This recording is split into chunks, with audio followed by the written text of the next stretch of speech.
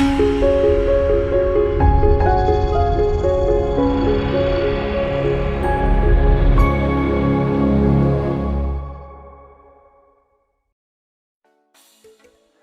my name is Kerr, and today we're going to be using our monoprints to create abstract art.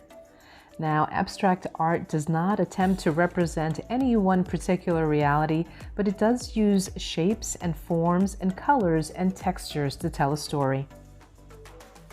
Now, I start off by using some black media fluid acrylic paint. I'm going to take a paintbrush and I'm going to paint some squiggly mark-making lines directly onto my monoprinting plate. There's no rhyme or reason. I'm simply trying to create some texture for my bottom layer, and I'm having fun. Now, once I'm happy with the design, I go ahead and pull a print, and then I add some splatters of that acrylic paint and then put this aside to dry. Now, while that first layer is drying, I'm going to go ahead and make some prints using different colors, and I'm adding some texture using different foam stamps.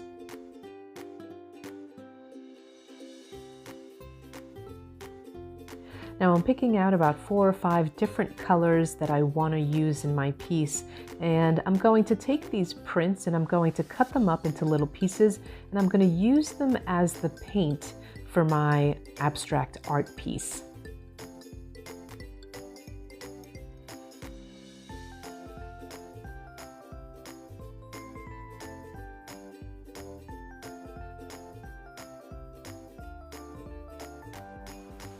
Now, once all the monoprints have dried, I'm going to go ahead and cut them up into little pieces and put them into piles. I also want different shapes, so I'm using different circle punches, but you can use whatever kind of punches you have. Again, I'm not out to create something that represents one particular thing. I am using these colors, these swatches, as my paint, and I'm looking for different shapes, so you can use or cut these any way you want. Now, I originally wasn't planning on using a focal, but I came across this beautiful heart design and I just had to use it.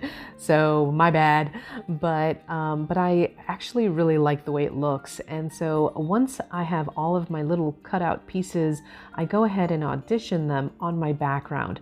I'm also throwing in some string and some of those circle cutouts and just playing until I find a happy design. Now, once I've created a composition that I am happy with, I will temporarily hold these with a little tiny bit of glue stick. And that's just to hold them because I'm going to next go to the sewing machine and stitch all of these in place. Now, I went a little crazy. There was no rhyme or reason with my stitching. I just wanted to get it all down and have some of that stitching as part of the texture. Now, the only thing I didn't stitch was the heart, and here I'm adding some Marabu Art Spray with a brush, and I really love how vibrant these sprays are, and so I decided to add the color, and once I was happy with it, I used that glue stick again, put it into place, and then I finished it off by using a white Sharpie around the heart to make it stand out. I also added a title, and at the last minute I ended up changing that butterfly to one that was a little bit bigger because I wanted it to stand out. Now, I am not one to let a good monoprint go to waste, and because I still had so many cut pieces left over, I decided to make some small journal pages. So here I grabbed, I believe these are 3x4 disc-bound journal pages, and I just cut out some simple shapes, created a simple composition on these journal pages, and glued them down with a glue stick. Just like with my piece before, I also added some book text, and once they were fully dried, I just trimmed off the edges with a pair of scissors.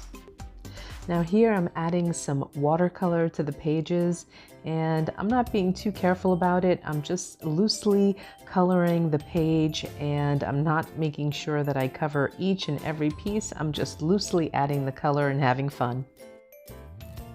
And once that watercolor was dry, I finished up the pages by just taking that fine tip marker and going around all of the edges to really make those designs stand out.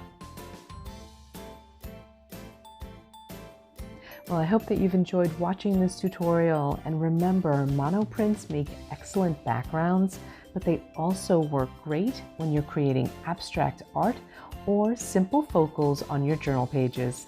Thanks for watching.